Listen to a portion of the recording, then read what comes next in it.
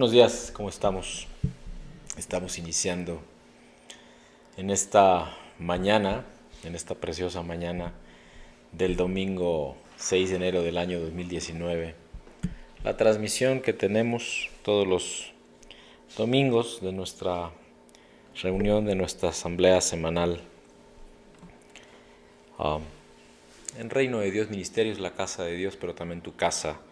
Si nos recibes, como lo hacemos y como todos los domingos estamos, claro, el domingo pasado tomamos un descanso, somos una congregación del Señor, de Dios, todavía pequeña, y por ello no pudimos o decidí con la dirección de Dios tener un pequeño descanso, hacer una pausa, que es importante tenerlas para que continuemos como lo vamos a hacer en esta mañana del domingo 6 de enero del año 2019, con este mensaje que tiene y que lleva por título oración de victoria. Oración de victoria, pues, es el título que el Señor me conminó, me exhortó, me invitó a ponerle a este mensaje esta mañana.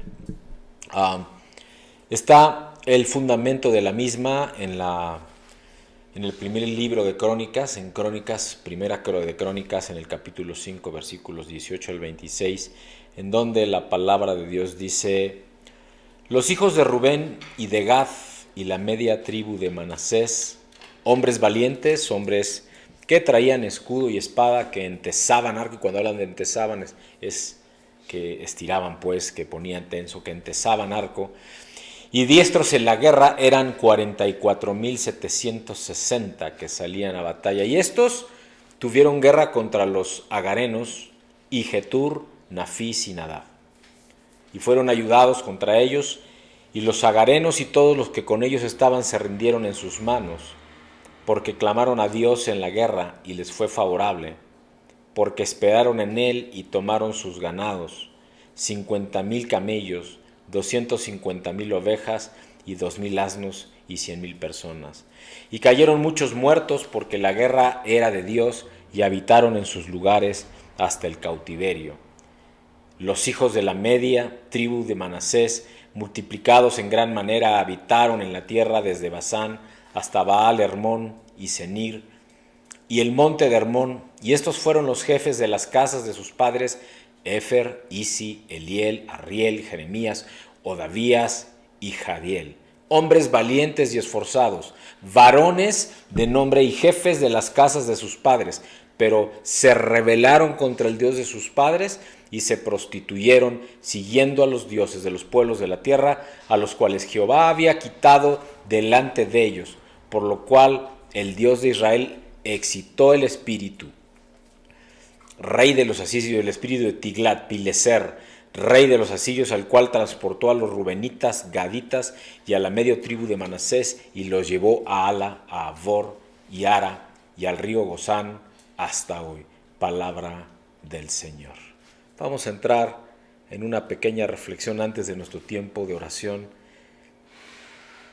y dando introducción, pues, al mensaje que tenemos para ti esta mañana.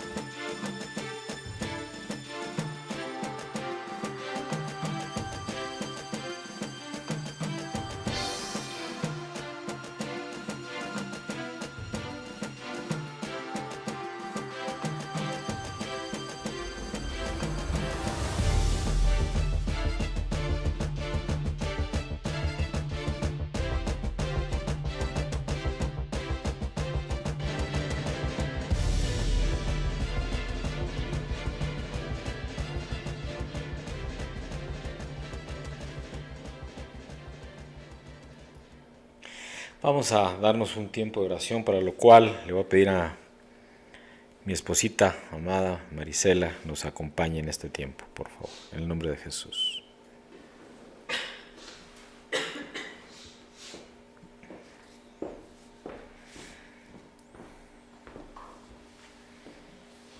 Buenos días.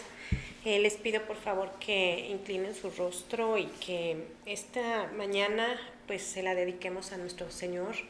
Es el primer servicio que damos y yo les pido que tengan en su corazón el darle las gracias a Dios por este nuevo año que estamos comenzando y que esta palabra sea pues de bendición, que este inicio que vamos a tener sea para gozarnos con el Señor y agradecerle por lo mucho que Él siempre nos da y que tengamos el corazón dispuesto para escuchar su voz.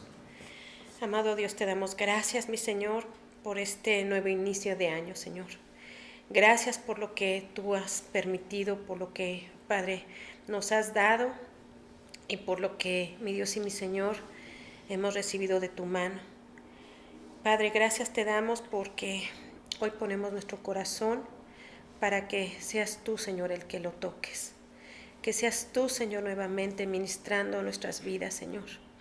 Padre, que nos sigas llevando a este compromiso contigo, de Dios bendito, de bendecir, de seguirte, Señor, en todos nuestros caminos, de poder estar en tu presencia, Señor, de poder gozarnos contigo, mi Dios y mi Señor, de todas las cosas, Padre bendito santo, que tú pones para que, mi Dios y mi Señor, podamos ver tu rostro.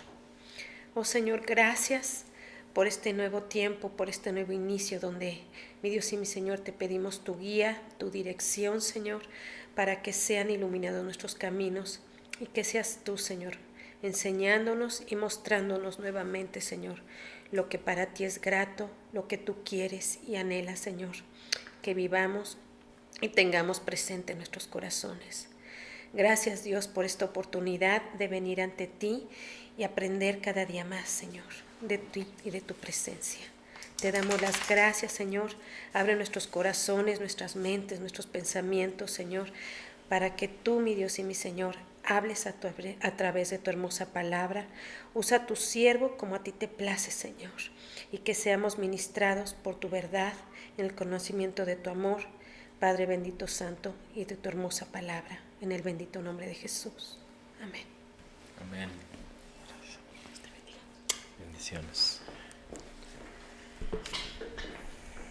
Lo dicho, cuando se tiene el llamado, las cosas fluyen con mucha sencillez. Ahora que hemos empezado esta transmisión, tanto en Go Live, en Facebook, como en Periscope, que también nos están viendo, que nos van a observar y que seguramente tendremos alguna interacción, como el Señor me ha pedido hacerlo, tener una reunión de mucha más interacción.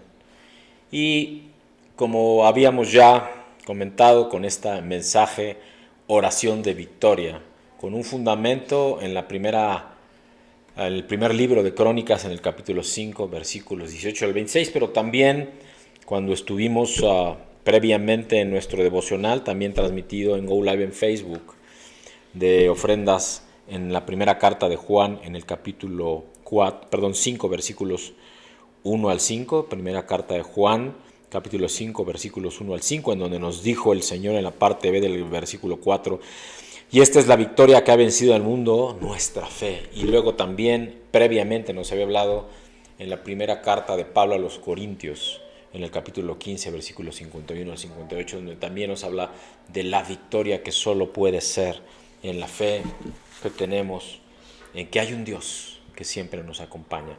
Oración de victoria. Amados en Cristo, queridos amigos, estamos en nuestro tercer mensaje en esta nueva serie, Una vida de oración.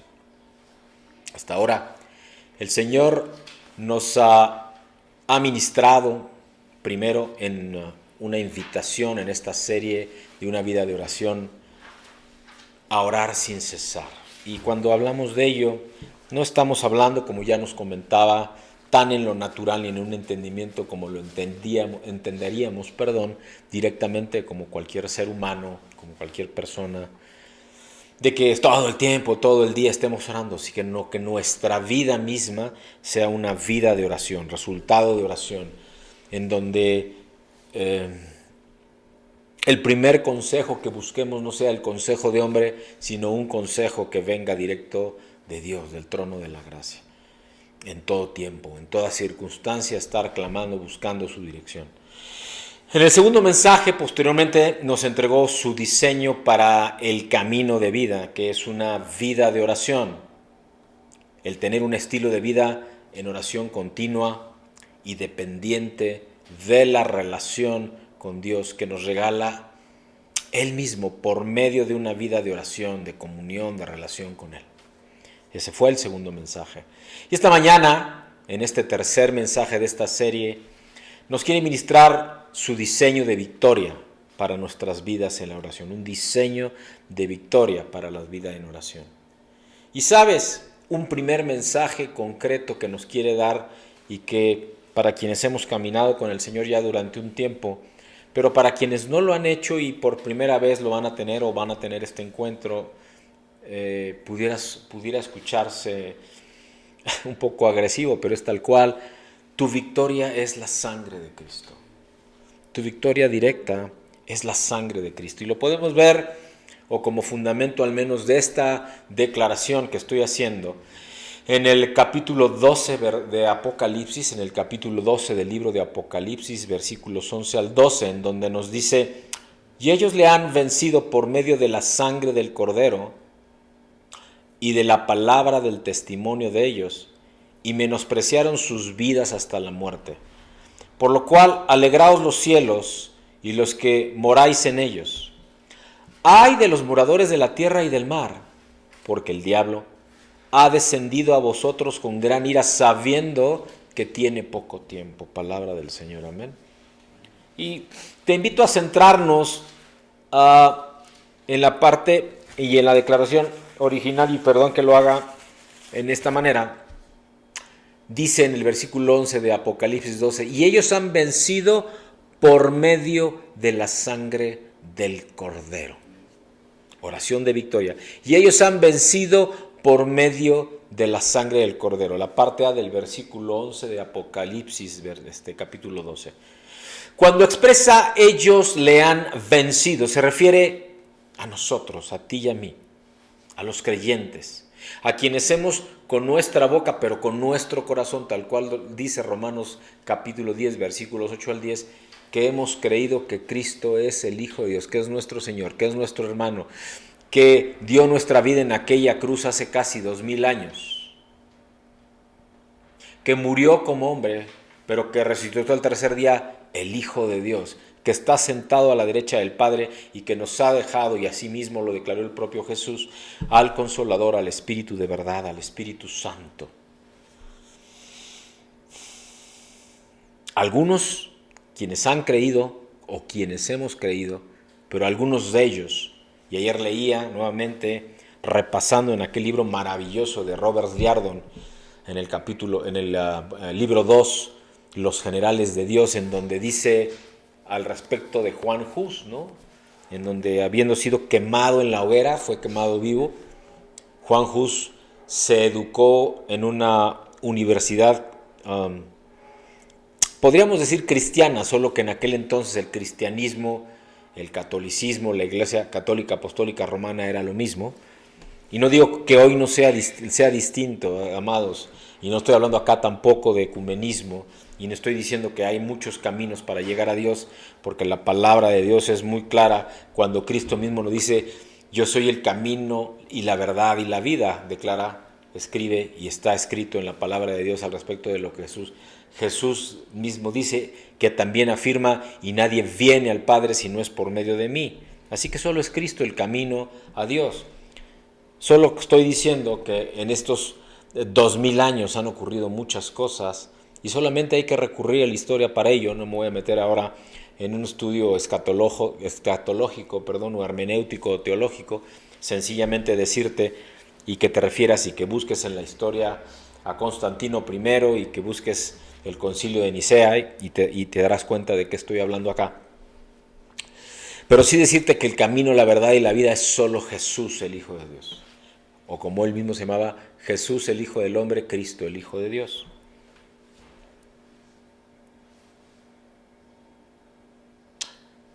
Cristo dio su vida.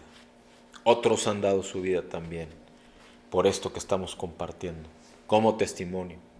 Vencieron con la demostración de lo que produce la sangre de Jesús en su vida. Juan Hus, compartía yo, y hasta casi terminando el siglo XX, por ahí del año 94, 95, si no mal recuerdo, el que entonces era el Papa en funciones de la Iglesia Católica Apostólica Romana, Juan Pablo II, Karol Wojtyla, declaraba en un concilio que lamentaba profundamente el sacrificio de la vida de Juan Hus, que había sido quemado en la hoguera solo por hablar la verdad. Que fue precisamente lo que más marcó, lo que marcó profundamente el testimonio de vida de Juan Hus, un general, un tremendo general de Dios. No contemporáneo de Martín Lutero, sino incluso previo a Martín Lutero y que preparó el camino para Martín Lutero y otros que después de él siguieron y que junto con él, como Juan Calvino, por ejemplo, ¿no? Posteriormente entre Francia y Suiza, y he estudiado a profundidad la vida de estos hombres porque creo que el testimonio de vida dice muchísimo de lo que Dios ha hecho con ellos y uno aprende una barbaridad. Juan Pablo II decía entonces ya hacia finales del siglo XX que lamentaba la vida, el sacrificio de la vida de Juan Hus, que había sido un incomprendido, pero que solamente había hablado la verdad con esta declaración en donde dice o escribió Juan Hus y luego los husitas, que mucho de lo que hoy vivimos, amados en Cristo, mucho de lo que hoy es nuestra fe, mucho de lo que hoy se manifiesta en las culturas al respecto del cristianismo tiene que ver con lo que voy a decir que escribió Juan Hus. La verdad vence todo. La verdad vence todo. Así que, amados, asegúrate que estás viviendo la verdad que Cristo nos enseña, la verdad que Dios quiere para tu vida. En donde además, pues, Satanás fue vencido en aquella cruz, claro, fue vencido. Satanás ya nunca más puede acusarnos. Satanás fue echado fuera. Porque estos, como tú y yo, estos de los que hablo, que incluso algunos dieron su vida, nosotros mismos hemos vencido por medio de la sangre de Cristo derramada en aquella cruz. Que no solo cubrió pecados como ocurría en el Antiguo Testamento por aquello que nos da testimonio todos los libros y sobre todo los primeros 5 en el Pentateuco, en la Torá, del pueblo escogido de Dios, que la sangre de un carnero perfecto, sin mancha, sin defecto, era degollado y su sangre cubría pecados, dice. La del cordero inmolado, Cristo no cubrió, limpió todos los pecados pasados, presentes y futuros, de aquellos que con nuestra boca, pero con nuestro corazón, creemos y confesamos públicamente que Cristo es el Hijo de Dios. De eso es de lo que estamos hablando. Es esa sangre la que venció. Tú y yo no hemos vencido porque llevemos muchos años en la iglesia, si ese es el caso. O porque conozcamos, y cuando hablo de conocer, hablo de entender con mente de hombre la palabra de Dios. No has vencido porque eres sabio, no has vencido porque tengas mucha fuerza, no has vencido porque tengas la fuerza física o la fuerza emocional y de carácter o incluso espiritual. No has vencido por ninguna de tus virtudes ni por tu inteligencia. Eres un vencedor por medio de la sangre del Cordero. El poder no está en ti. El poder, como hoy lo conocemos, fue originado a partir de ese sacrificio en la cruz, derramando hasta su última gota en aquella cruz, Jesucristo, el Hijo de Dios. Esta mañana quiero hablarte acerca de la debilidad que envuelve a los creyentes como a los no creyentes también. que están bajo la autoridad del pecado. Porque no tengas duda, Satanás es el príncipe de este mundo. Y aunque ciertamente la sentencia, el juicio fue hecho y la sentencia fue ejecutada, y la sentencia fue dictada, el juicio ocurrió y la sentencia fue dictada, aún no ha sido ejecutada. Sigue gobernando este mundo Satanás. Ciertamente ya hay territorios, muchos ya, y está avanzando, que ya pertenecen al Rey de Reyes y Señor de Señores.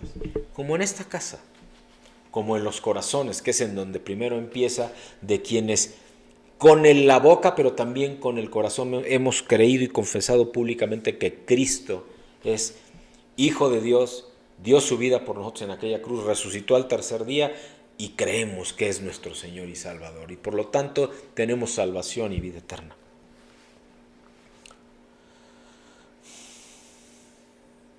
Hay debilidad en los creyentes.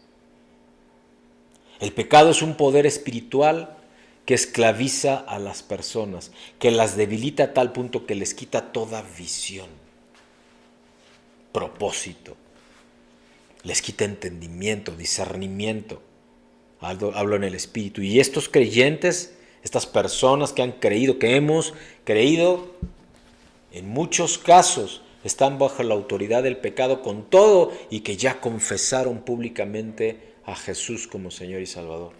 Y todo porque no es suficiente con que lo hayas confesado, sino que permitas que sea su Espíritu Santo el que gobierne tu vida. Y si tú permites eso, estarás permitiendo que el mismo Jesús y el mismo Padre Abba, Jehová, sea el que controle, el que guíe, el que haga de tu vida el propósito que Él diseñó desde el principio de los tiempos para ello. Muchos de estos creyentes están bajo la autoridad del pecado y pelean por no estarlo. Pero lo hacen como ciegos, sin saber en realidad hacia dónde tirar el golpe y por lo tanto con casi nulas posibilidades de asestarlo y menos de acabar con el peligro, de acabar con aquello que los acecha y que los controla. Pelean con fuerza natural, no con el poder espiritual que solo puede venir del trono de la gracia, que solo puede venir del Espíritu Santo. Dice la palabra de Dios que nuestra lucha no es contra carne ni sangre, sino contra poderes espirituales de maldad en las regiones celestes, y que nuestras armas no son carnales, sino poderosas en Dios para destruir las fortalezas del enemigo.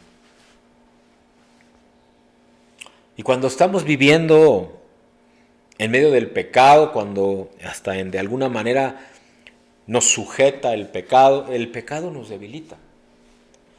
El pecado nos quita fuerza y por supuesto anula cualquier poder que Dios quiera darnos. Y este mal común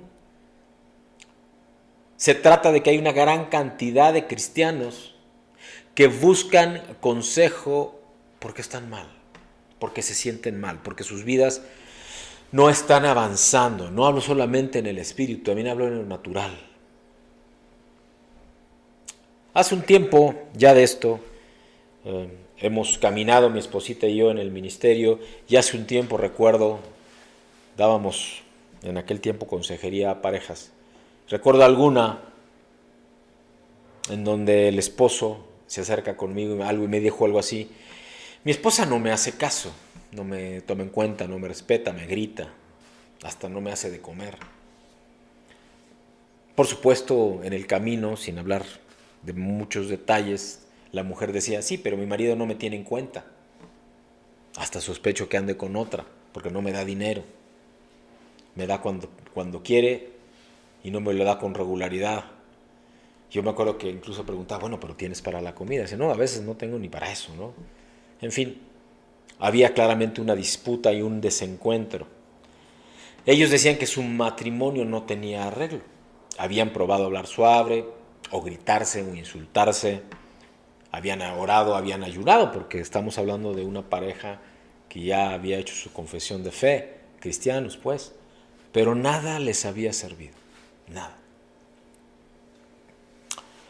Amados, los que vienen a hablar conmigo, y no hablo solamente a la congregación o en una consejería, a veces en una charla de lo más natural en alguna actividad secular, sabiendo que soy pastor cristiano, más de uno aprovecha la ocasión para al final de la reunión o al principio de la reunión en 2 o 3 minutos manifestarme alguna situación y pedirme consejo. Y entonces dejan o me dejan testimonio de vida. Algunos que sí son hijos de Dios, ayunan incluso, otros insultan. Por un lado perdonan y por otro lado deciden irse y abandonar incluso a su cónyuge, porque de eso, amados, sabemos y estamos llenos hoy en día de todo ello. Estamos llenos hoy en día de todo ello. Andan buscando qué más hacer.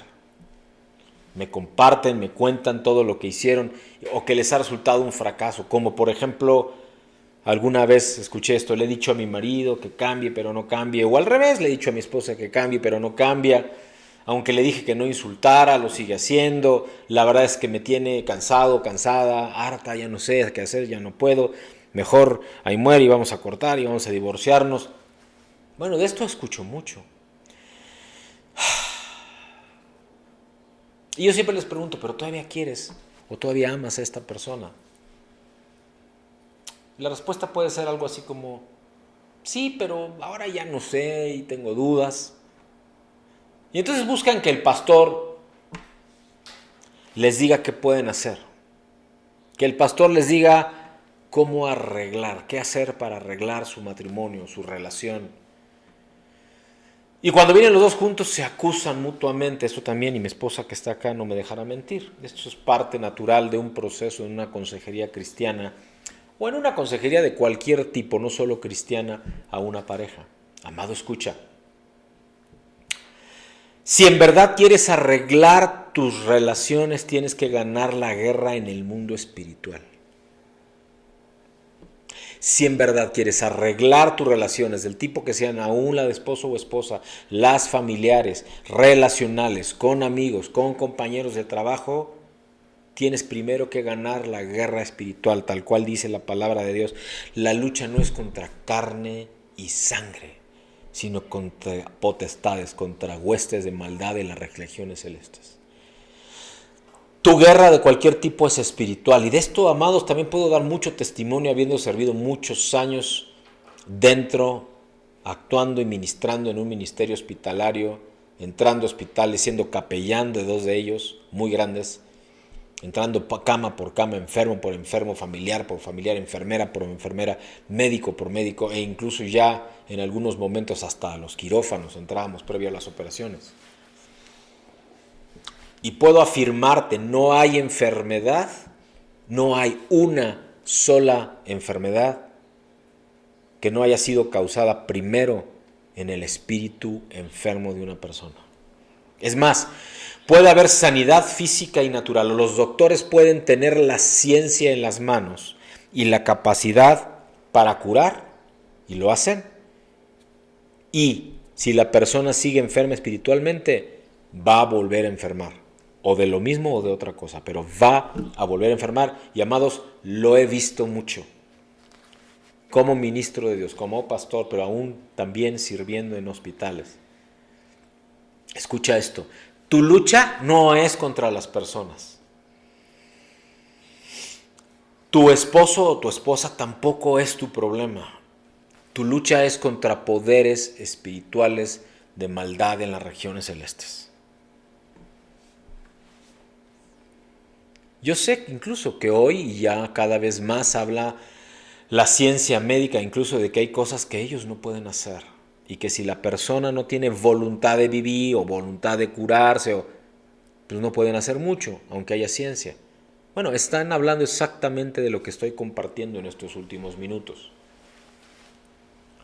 Lo que sucede es que tú no ves, o yo, o cualquiera, viene el asunto desde el punto de vista espiritual. Normalmente eso ni nos los enseña, ni nos los dice. Lo dejamos de lado como si fuese algo que no es real o que no existe.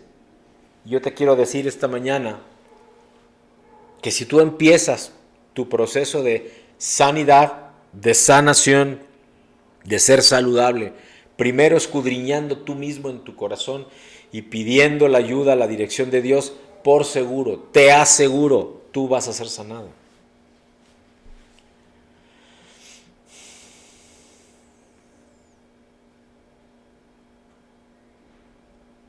Porque tú no puedes ver naturalmente que en la situación primero es espiritual. ¿Por qué no lo puedes ver? Porque en algo tú y yo, como cualquier ser humano, y sobre todo si tú no crees en Dios o al menos no escuchas la voz de Dios, has quedado ciego en algún área de tu corazón, en algún área de tu alma y por supuesto y particular y principalmente en tu espíritu. Has quedado ciego, no ves, no entiendes.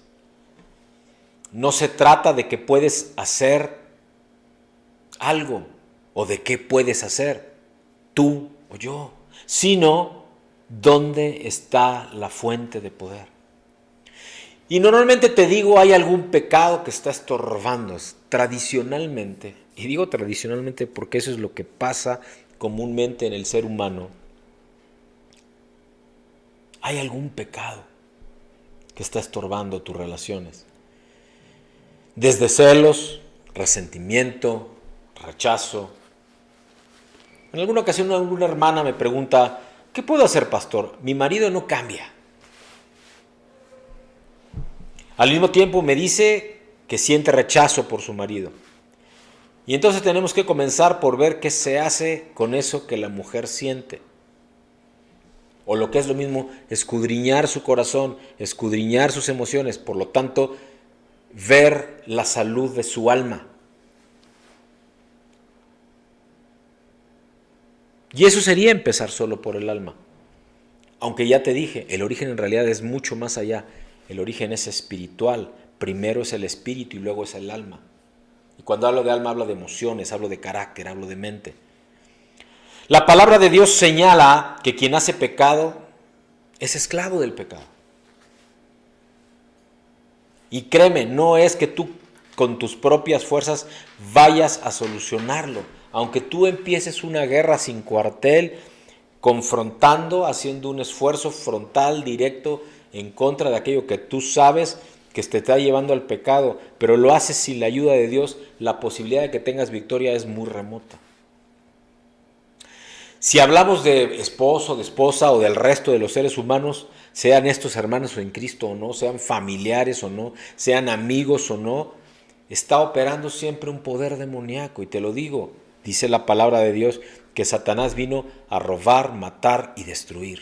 Él quiere acabar con nosotros, sobre todo si ya hemos tomado la decisión por Cristo. Si no la hemos tomado, probablemente incluso estemos sujetos a sus propias fuerzas, a sus propias fortalezas, a sus propios principados, porque los hay, lo dice la palabra de Dios, no lo digo yo.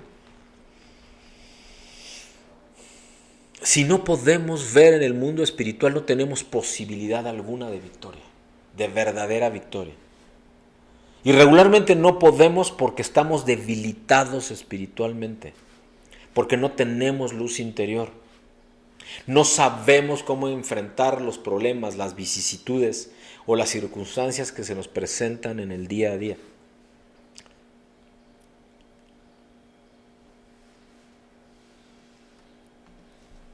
Quizá estás diciendo y pensando, si tú eres hijo o hija de Dios, pero si yo voy a la iglesia regularmente, yo doy mis diezmos o yo doy mis ofrendas o hasta sirvo en la congregación. Y si no lo eres, dices, bueno, pues si yo no soy una mala persona, yo no le hago mal a nadie, por el contrario, busco siempre ayudar a las personas. Y yo te quiero decir esto, el problema más grave cuando no hay victoria es que el Espíritu Santo no está obrando con poder y con libertad en la vida de quien cree. Del quien no cree ya no te digo nada, porque claramente si no crees, pues el Espíritu Santo no sabes ni qué es eso, ¿no? Ni se acerca, aunque tú creas que no lo hace, así lo hace, pues, pero quiero decir, no se acerca porque tú no se lo permites. No hay poder y por lo tanto no hay libertad si el Espíritu Santo no está obrando en ti. Y cuando el Espíritu Santo no puede obrar en una vida, es porque la persona tiene algún estorbo interno y profundo, o aún más allá, porque ni siquiera lo ha decidido. Pero si ya lo decidiste, si ya hiciste tu confesión de fe por Cristo, el Hijo de Dios, no se lo estás permitiendo porque hay pecado que está estorbando.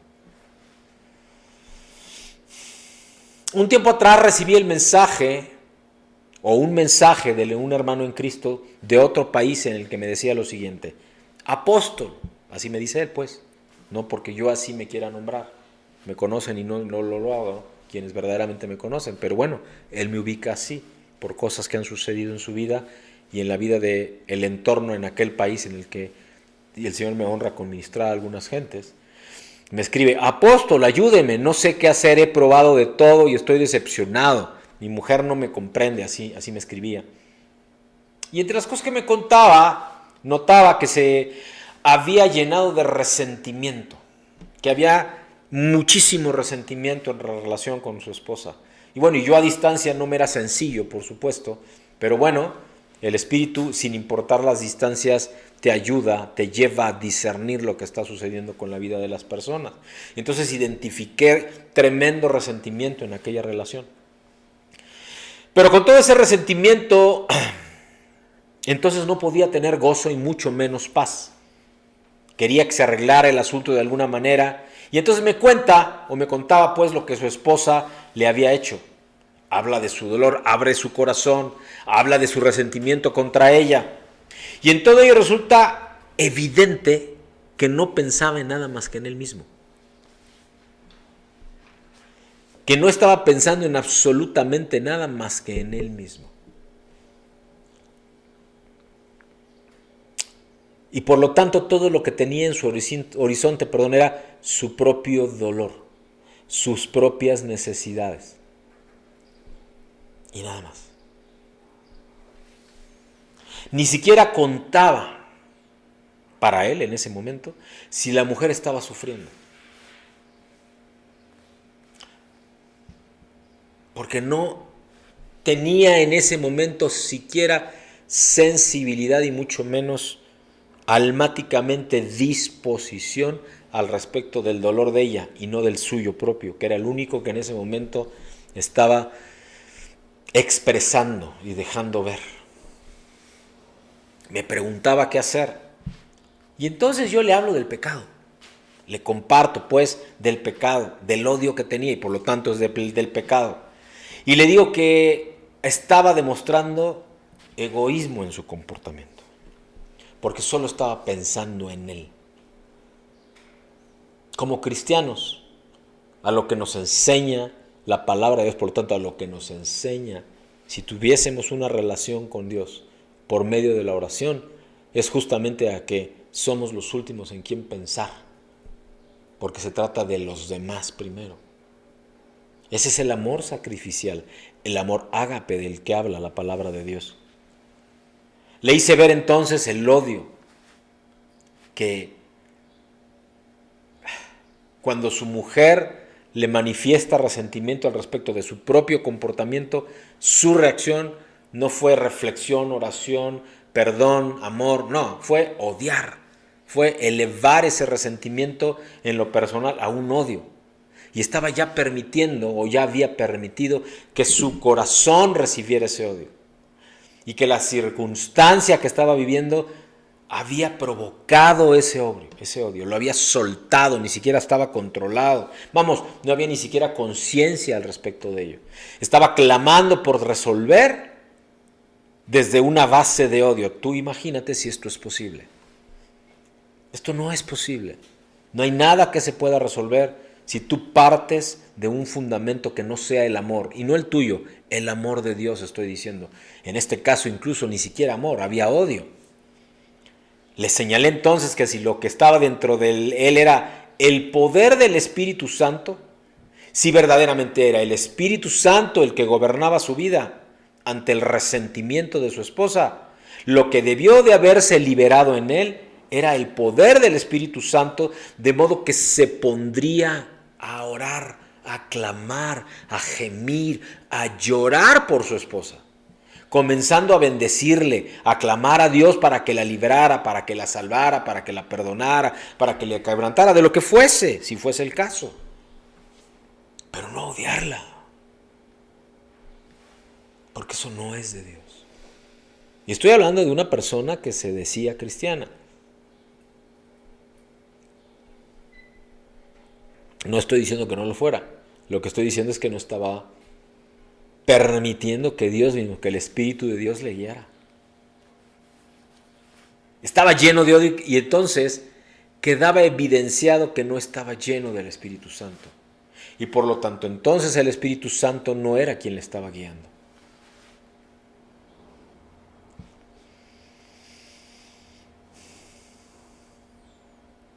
Había un resentimiento que, creciendo como un Hulk, por decirlo de esta manera, se volvió un odio.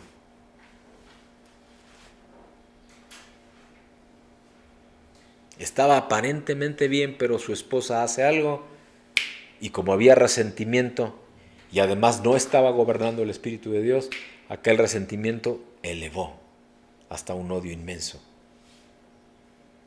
Por eso hablo del Hulk, haciendo el símil en aquella serie. Se ofendió. Pero además no se ofendió nada más con la esposa. También tenía resentimiento con Dios. No veía que su pecado le estaba consumiendo toda su fuerza, que su pecado estaba gastando misiles inútilmente, que estaba disparando para cualquier lado, pero nada en relación con resolver su problema relacional y concretamente su problema matrimonial. Esta historia sé que no es extraña. A lo mejor incluso alguien que la haya oído, que la esté oyendo o que la vaya a escuchar o que la vaya a leer, se identifique con una historia de este tipo. Y aquí estoy hablando de un marido y una mujer, puedo hablar de amistades, puedo hablar de hermanos, puedo hablar de hermanos en Cristo, puedo hablar de jefe subordinado, puedo hablar de compañeros de trabajo. La verdad es que el contexto encaja o es un patrón que se repite. El problema es siempre tu pecado. El problema, el origen es siempre tu pecado, no el de los demás. Eso es lo que Dios quiere y en aquello que en Cristo te invito, en el amor del Señor, a que tú también disciernas. El problema es tu pecado, no el de los demás. Y es que el pecado es un poder que debilita a cualquiera. El pecado es un poder que debilita a la persona, le baja las defensas.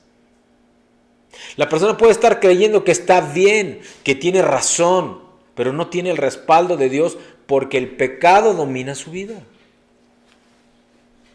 Tú puedes encontrar quien te dé la razón y aún así no resolver nada. Vas a tener una satisfacción o una cura momentánea. Es como cuando te pones salivita cuando te caes y te das un raspón, ¿no? En el momento que te pones la salivita, ya sé que es una porquería, pero todos los chavos lo hemos hecho. Y además todavía yo con todo y mis 50 y casi 7, lo hago.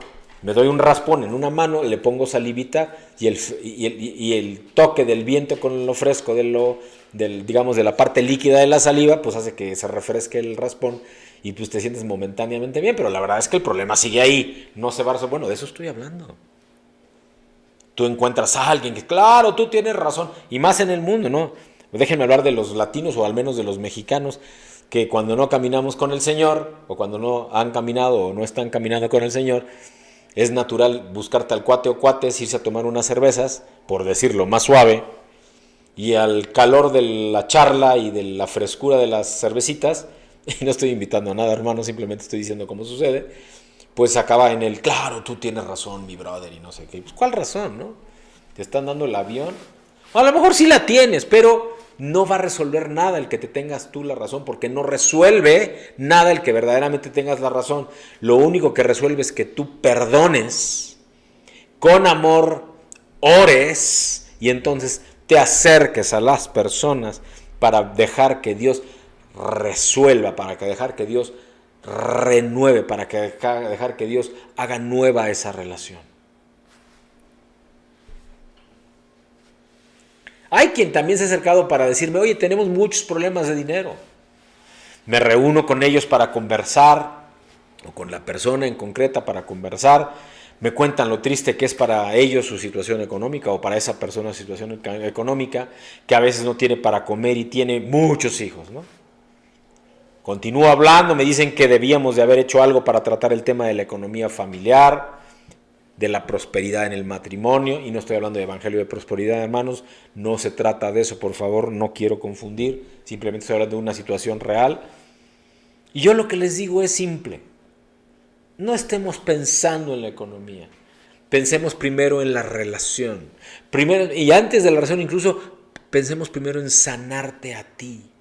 Y el único que puede sanarte es Dios, es Cristo, es la sangre de Jesús. Y entonces todo lo demás, dice la palabra de Dios, busca primero el reino de Dios y su justicia, y todo lo demás te será dado por añadidura. Estaban estas personas, y concretamente una que recuerdo resentida con Dios. Pero el Espíritu Santo empezaba a redarguir. Pregunto, si llevaban bien entre ellos. Me responden, más o menos, pero que cada vez iba mejor desde que empezaban a buscar a Dios. Y entonces les pregunto, oye, ¿y de lo que recibes le das a Dios? ¿Diezmas, ofrendas, das de lo que Dios te da para los demás? Y entonces empezaron a dudar. Y empezaron con el no podemos, no tenemos. Yo recuerdo muy bien, y este es un caso muy directo, muy cercano. Voy a omitir nombres, pero muy, muy cercano, que me dice, vivían ya separados en aquel momento. Es una par de personas muy cercanas a mi esposa y a mí. Ella vivía aquí en la Ciudad de México, él ya vivía en otra ciudad, en Guadalajara, y en algún momento me comparte, tú me hablas del amor de Dios, y tú me hablas de diezmar y de ofrendar, pero pues si no tengo a veces ni para comer. Y yo le dije, mira, te voy a dar un principio. Cuando hablas de diezmar y ofrendar, no te habla la palabra de Dios de que des de aquello que te sobra, no. Te habla de que des de lo primero que recibes. Y cuando habla del diezmo en el Antiguo Testamento, te hablaba de apartar el primer 10%, no el último, porque normalmente ya no queda un último 10%, el primer 10% para dárselo a Dios. Y yo me acuerdo que tiempo después, no recuerdo si fueron semanas o meses, me ve y me dice, Jorge, ¿te acuerdas que me dijiste aquello de que no diera de lo último, sino que diera de lo primero? Sí. Dice, Jorge, mira, pasó. Y me contó, ¿no? Que habiendo ido o asistido, en aquel momento no fue a una congregación, fue a una iglesia católica, pero bueno, él así lo creía y lo hizo. Dice, Jorge, no tenía ni para comer. Es decir, saliendo de ese lugar no iba a tener ni para comer. Pero los 10 o 20, ya no recuerdo cuánto era, que tenía en la bolsa, los di con todo el amor. Me acordé de lo que me habías dicho. Salí llorando de ahí porque no tenía ni para comer saliendo de ahí. Y yo no acababa de salir de ahí cuando me entró una llamada de celular en donde me estaban ofreciendo un contrato y me estaban avisando que me esperaban para darme el anticipo del trabajo. Y eso resolvía mis siguientes 3 meses, algo así me dijo. Yo dije, wow, me empecé a reír con él. Él estaba llorando y me dice, Dios es bueno, me dice, algo así me dijo. Le digo, bueno, Dios no falla. En este caso, esta pareja decía, no podemos diezmar. Y yo pregunto, ¿y por qué no tienen para diezmar? Y la mujer responde, pues es que nos hemos metido en préstamos, nos hemos endeudado. Y entonces, o pagamos deudas y comemos o diezmamos. Y entonces, yo pregunto, ¿y Dios te mandó a endeudarte? ¿Es Dios el que te dijo que te endeudaras? No, Dios no nos mandó a responder. Solitos nos hemos metido. Solitos nos hemos metido en situaciones y circunstancias. Es como cuando me preguntan, si Dios es tan bueno, ¿por qué permite que maten a niños y las guerras, a ISIS y las guerras mundiales y las guerras locales? Y yo le digo, ¿es Dios el que inicia las guerras o es el hombre el que decide tenerlas? No, pues es el hombre. Entonces, ¿quién es el que actúa con maldad? Porque nos dio libre albedrío también. Tú no puedes tener victoria si estás actuando bajo principios de maldad. Tú solo vas a tener victoria si permites que los principios que gobiernen tu vida sean los principios del Rey de Reyes y Señor de Señores. ¿Hay pecado en tu vida? Confiésalo. Que no te dé vergüenza, que no te dé pena. A Él no le dio pena exhibirse hasta casi desnudo en aquella cruz y morir colgado en maldición hace casi 2000 años. Porque se trata de limpiar nuestros pecados. Se trata de limpiar nuestros pecados. Es de lo que se trata, es de lo que el Señor quiere hablarnos para poder tener victoria. Jesús dijo en Juan en el capítulo 8, versículo 34, Jesús le respondió, de cierto os digo que todo aquel que hace pecado, esclavo del pecado es. Y es que, amados, queridos amigos, nadie que tiene pecado puede tener una vida espiritual fuerte. Nadie puede ser victorioso si el pecado es el que domina su vida. Si es así, el Espíritu Santo no tiene libertad para actuar con gloria y poder en tu entorno, en el entorno de quien permite que sea el pecado el que gobierne. No tiene nada que ver con que tú hayas asistido a la iglesia por mucho tiempo, por años incluso, o que te sepas la Biblia de tapa a tapa, de principio a fin, te la supieras aunque sea aún de memoria. Nada tiene que ver con que ores o que diezmes si sigues en pecado. Claro, que si verdaderamente estás en oración y en comunión con Dios, yo te aseguro que tu pecado va a ir disminuyendo y se va a ir minimizando, porque el Espíritu Santo te va a ir redarguyendo y va a impedir que lo hagas. Cuentas las cosas que están a tu favor, como si de una chequera de banco se tratase, ¿no? Pero las que están en tu contra son las que ponen división entre tú y Dios, para que tú tengas victoria. Si Dios no está alumbrando tu vida, si la luz de Dios, si el Espíritu Santo mismo, entonces Cristo, el Padre, no están alumbrando y guiando tu vida, estás atacando tus problemas con tus propias fuerzas, con tu propia visión, pero no tienes la luz de Dios. ¿Quieres salir y les preguntas al pastor o a los hermanos qué hacer, a tus amigos, a tu compadre, a tu compañero de trabajo? Y el pecado está ahí y tus problemas arrecian y queremos solucionarlo con métodos de hombre y no de Dios.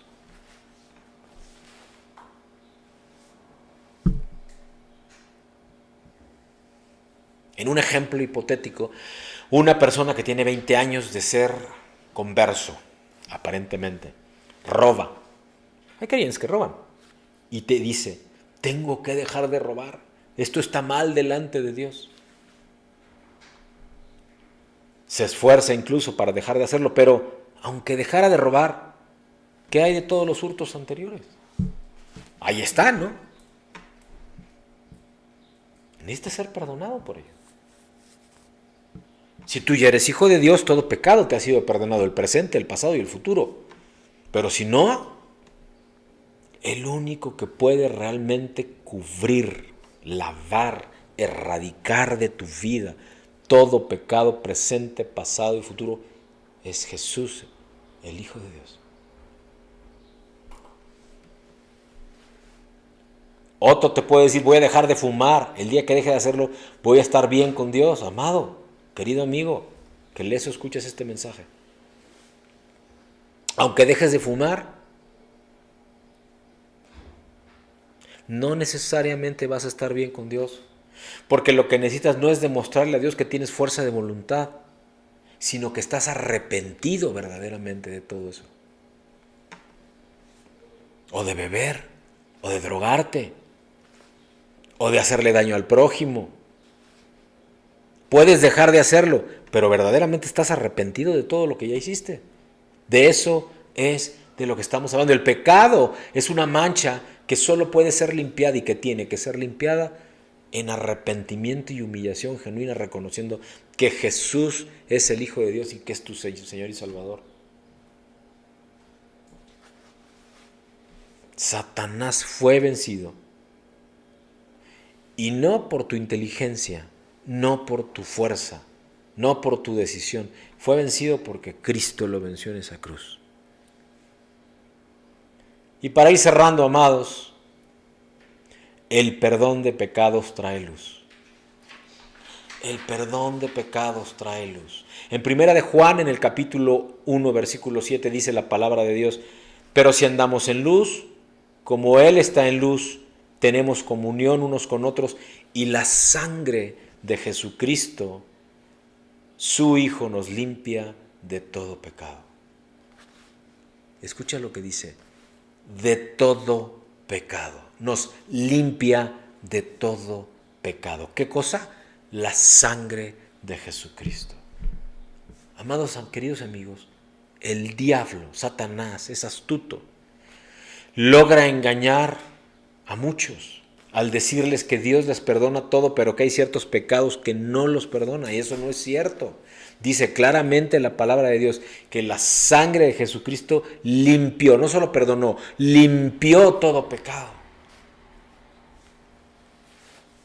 Yo he hablado con muchas personas y lo seguiré haciendo. Y más de una persona, aún hijos de Dios, creyentes, me han dicho: yo creo que Dios me ha perdonado todo, pero hay algo que quizá no me ha perdonado. Y entonces yo pregunto: ¿de veras no te lo ha perdonado? Y él responde: no lo puedo decir, ni a mí, no pues, pero mucho menos. Cuando tú estás en una posición así, lo único que estás haciendo es que le estás dando la oportunidad a Satanás de que se tome de ese lugar en tu corazón en donde Dios no ha entrado. Y que todavía está ese pecado ganando. Y que está ese pecado controlando. Y mientras eso ocurra, Dios no tiene el control en tu vida. Así que entrégale todo a Dios. Satanás te está diciendo algo así como: no se lo digas, guárdalo, consuélate con que Dios te perdona el 99% de tus pecados. Ese no lo va a perdonar. Eso es una mentira.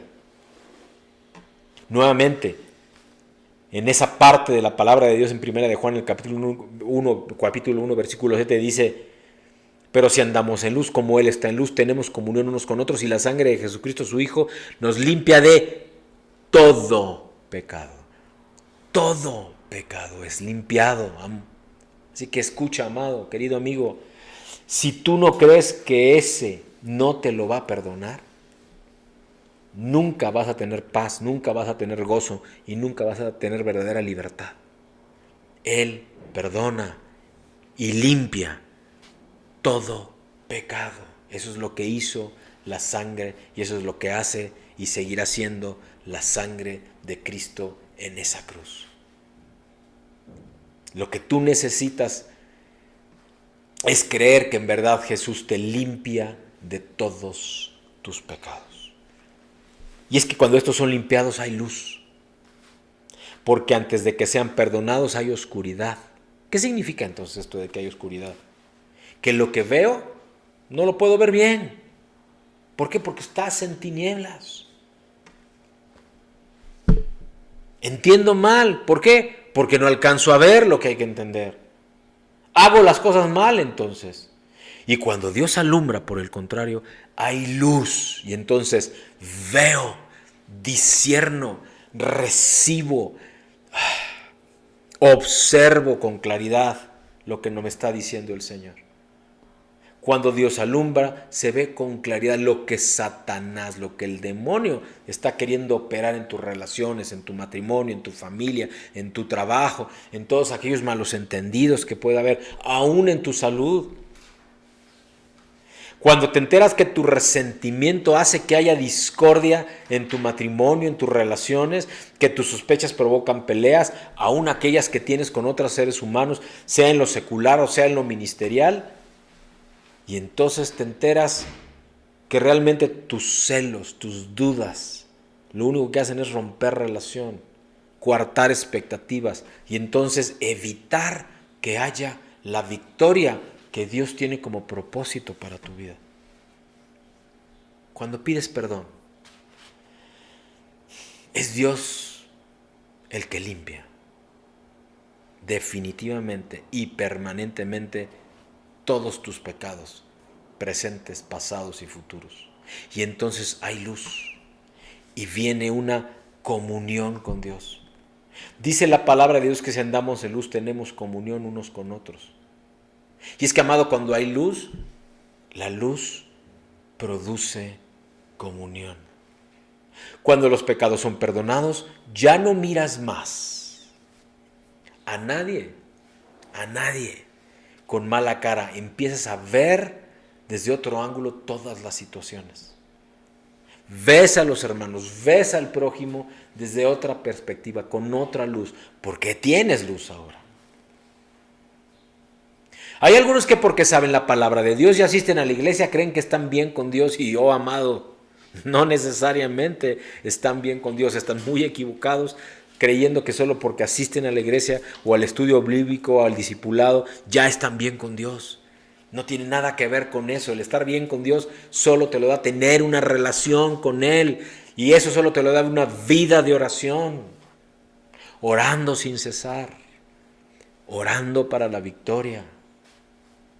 Hace mucho tiempo, tuve una conversación con un hermano que me sacaba argumentos y textos bíblicos. Y esto fue, me acuerdo, primero por Facebook y luego presencial y diciéndome: pero es que tú y es que yo, y se hablaba de la política, y hablaba de la economía, y hablaba de esto, y hablaba del otro. Y claro, siempre poniendo como ejemplo su vida, porque su vida no era una vida de victoria, no había sido una vida de victoria. Parecía una ametralladora, verdaderamente. No dejaba ni hablar. Entonces le dije: detente.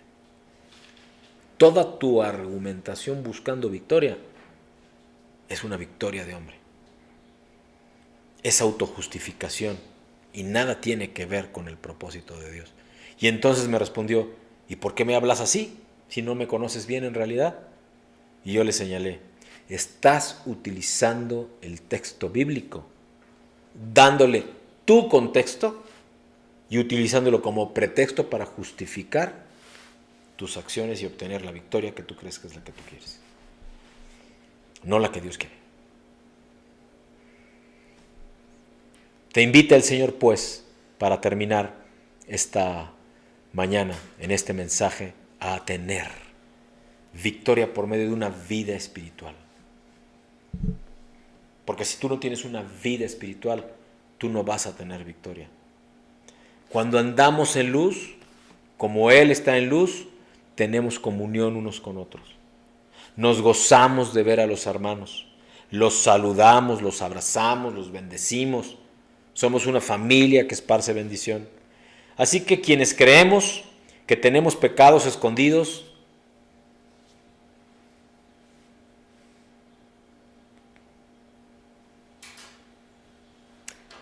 que nadie los está viendo,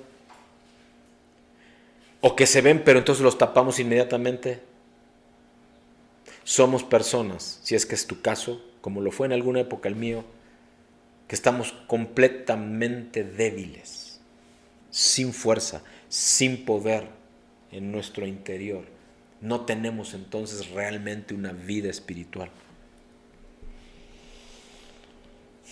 Esa vida espiritual puede existir quizá, pero va a ser lánguida, débil, flaca, moribunda, porque el pecado está trabajando aún ahí.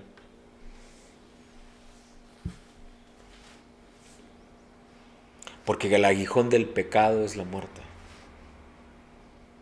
Es un aguijón que está ahí continuamente, impidiendo.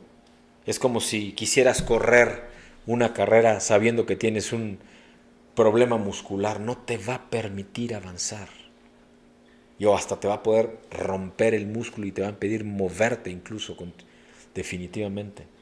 Bendiciones, hijo. Bendiciones, Felipe. No sé si sigues en los países nórdicos. Te mando un abrazo y un saludo. Se entiende que no se trata de lo que tengo que hacer. No es mi sabiduría. No es mi fuerza. No es mi voluntad. De lo que se trata es de que reconozcas con sencillez, con humildad, pero al mismo tiempo con poder y con fuerza y con convicción, y también con amor, que no es por nosotros ni por nada que nosotros hagamos. Señor, por favor, perdona mis pecados y límpiame. Tan simple como una oración de ese tipo. Estoy hablándote, pues, del poder de la sangre de Jesús. Cuando su sangre cubre tu vida, muere el poder del pecado. Muere el poder del pecado y toma su lugar el poder de la sangre preciosa de Jesús. Se rompe toda atadura y te gozas en libertad. Y comienzas a ver lo que no se veía y comienzas a discernir lo que no se entendía. Dejas de confiar en tus propios razonamientos porque comienza a darse cuenta, te comienzas a dar cuenta que no son correctos. Y entonces la obra de la sangre de Cristo se empieza a establecer. Hay una ceremonia de la cual Jesús mismo nos enseña. Hay dos elementos que se hablan en esta ceremonia. Uno de ellos es el pan, que habla de un cuerpo lacerado, golpeado, masacrado, escupido, azotado, quebrantado. Dijo: tomad y comed, esto es mi cuerpo que por vosotros es entregado. Y el otro elemento de esta ceremonia es el vino, que dice: y tomando la copa de vino la bendijo y dijo: tomad y bebed de ella todos. Bebed de ella todos. Y es que, amados, el que no la bebe no completará. Y esto es espiritual. Es espiritual. Bebe su sangre preciosa. Porque el Señor mismo señaló que esta sangre es su sangre verdadera bebida y su cuerpo verdadera comida. Bebed de ella todos, para que en ella todos seamos hechos conforme a su imagen y a su semejanza. Y en esa sangre, amados, está la vida. La vida que el Hijo de Dios te ha invitado esta mañana a recibir. Para tener victoria. La victoria que Él quiere para ti.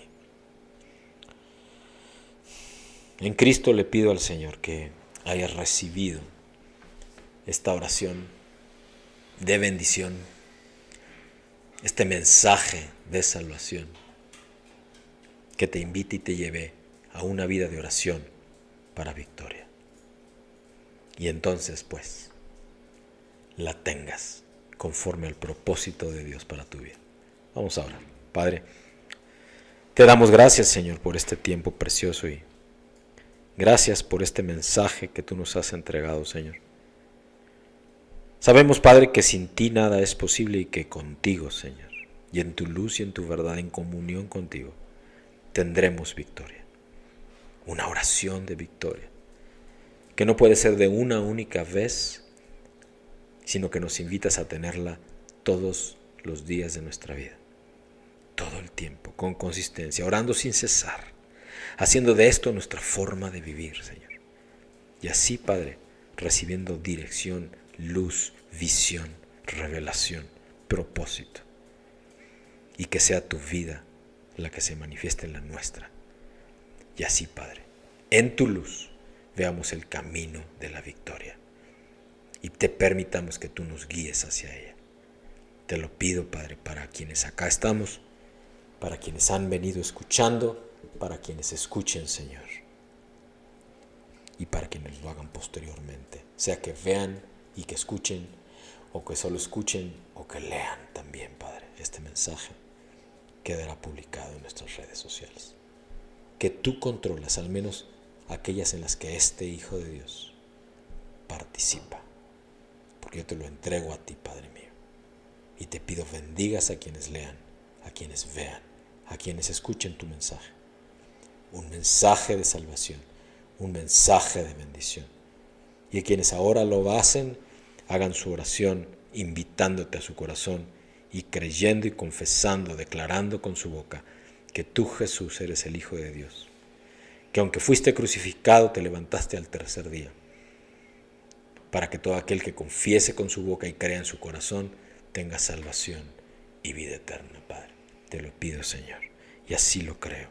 Y por eso mi boca lo habla, porque mi corazón lo cree. En el bendito nombre de Cristo el Señor. Amén y amén. Dios les bendice. Dios les bendice.